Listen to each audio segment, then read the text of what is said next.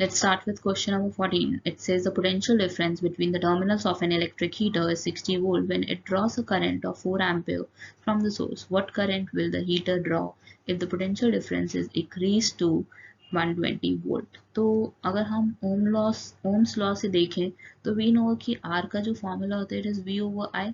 यहाँ पे आपके पास पोटेंशियल भी दिया हुआ 60 वोल्ट, I भी आपके पास है 4 एम्पियर और आपका फाइनल कितना हो जाएगा, it will give you 15 Om.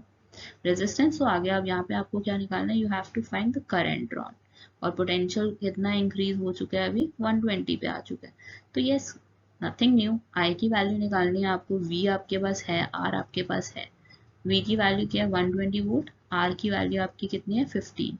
120 divided by 15 will give you 8 ampere. So yes, this is your answer.